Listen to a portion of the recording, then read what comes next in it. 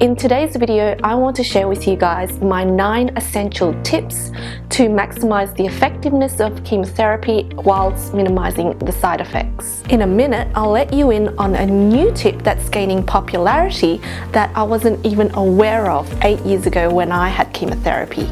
By the end of this video, I hope you'll feel more empowered and feel more confident to start chemotherapy treatment. If you're new to this channel, my name is Trifina Sofian, founder of Young and Cancer Free, and this channel is the best place for cancer survivors to find tips and inspiration to empower their journey and love life again. Now, a little disclaimer, the 9 tips that I have for you today is simple to implement, but it's important that you have the okay from your oncologist. With that being said, let's start with tip number 1. Get confident. Now, if you're watching this video, you're probably about to start treatment and you're probably feeling a little bit nervous and apprehensive about chemo, which is perfectly normal because chemo is a big deal. Most people just hope and pray that they will get through it. But my advice for you to feel confident is to have a plan of attack. Attitude is really important. Now, I want you to approach your treatment with gusto, with energy. Give it all that you've got. Believe that you've made the right decision. Believe that the chemotherapy is going to kill all those floating cancer cells, and believe that your treatment is going to work. So the first step in embracing your treatment is to have a plan of attack. And by the end of this video, I hope I've given you some tips and inspiration on how and what to do during chemo. So ask yourself, what are you going to do before chemo? What are you going to do to prepare? What are you going to do during your chemo session? And lastly, what are you going to do after chemo to help your body recover and heal so that you're ready for the next session? So tip number 2 is juicing. So not only does the liquid in juicing hydrate you, it can also deliver lots of beneficial nutrients to your body and detoxifies your system. When I had my chemo treatment, I did juicing at least twice a day during the entire chemo period. So what things can you juice? Well, my recommendation is to stick to vegetables if you can. But if you've never tried juicing before, then you can probably start with juicing some carrots, oranges, which is really sweet and really palatable, and then go on to juice some vegetables, which has a lower sugar content in them. So tip number 3 is increase your circulation.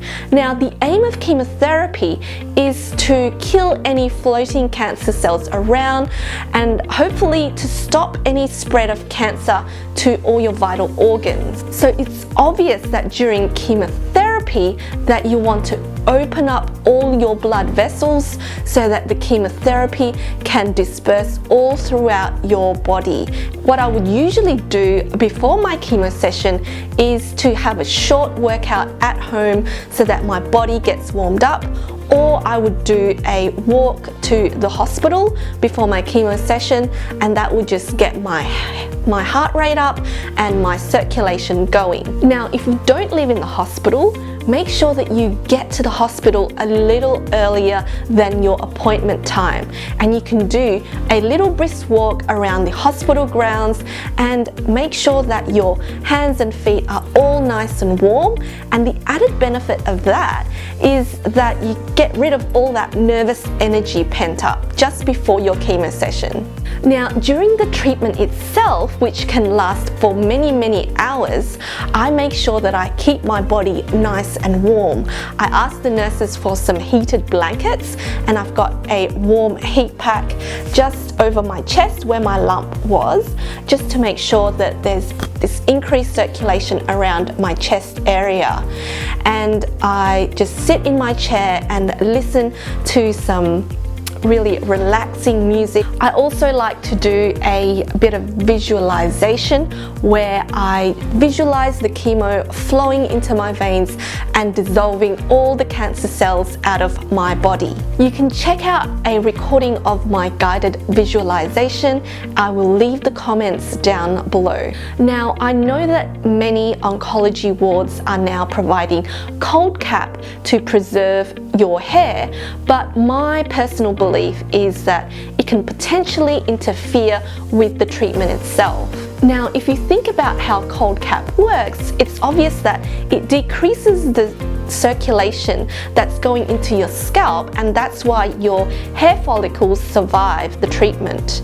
And that goes against my belief that you need to increase circulation throughout your whole body for really effective chemo. Now let's move on to tip number 4, which is to move your body. After you've finished your chemo infusion, now is the time to get rid of the chemo. Get it out of your system as fast as you can. Yes, chemo is good at killing cancer cells, but it doesn't discriminate, and it can kill your normal cells as well, which is why you're experiencing those side effects. So it's important to now be on that phase of detoxifying your body. The quicker and more efficient you are at detoxifying and getting that chemo out, the quicker you're going to recover and be ready for that next session and that next session and the next one. Remember that your side effects can accumulate after each and every chemo session that you do. So therefore, it's important that you're effectively detoxifying. Now, after your first chemo session, you might be feeling pretty awful, and the natural inclination is to actually sit around, lie around and do nothing. And it's important that you have to remind yourself to get up and move. Remember, in this phase, you're going to want to be detoxifying, increasing your circulation, and get that body and blood pumping. Now, whatever movement that you can manage at this time isn't important. The most important thing is that you do start moving. Even if that means walking around the house, walking around the apartment, walking around the block, it doesn't matter. Just make sure that you get up and get out of your bed and start moving. When you do start feeling better, which is usually a couple of days, it's time now to step up that movement into vigorous exercising. Now remember, exercising is awesome to get the blood pumping, and also when you start sweating, that's another way for your body to detoxify all that chemo out of your system. You have a short window of opportunity for yourself and your body to recover before that next chemo session. So make sure that you use that time wisely at detoxifying and recovering really well. Tip number 5 is to hydrate. It's important that you hydrate before your chemo session, during your chemo session, and also after your chemo session. I would also encourage you to add some fiber into your liquids so that you prevent constipation, which is a common side effect of chemotherapy. Because you're going to feel really lethargic as soon as you get home from your infusion session, I would usually have something ready at my bedside table so that when I do come home from the hospital, all I need is there ready and waiting for me. In Chinese medicine, it's believed that chemotherapy is heaty, and that's why you'll experience symptoms like constipation, flushing, and mouth ulcers. And in order to counteract this heatiness, it's important that you're eating and drinking cooling foods like barley water and chrysanthemum tea, and lots of vegetables and fiber as well, while avoiding really sweet foods like processed foods and junk food. Tip number 6 is to bolster your immune system during chemo, and you might see a drop in your white blood cell count. Your immune system is important in fighting infections.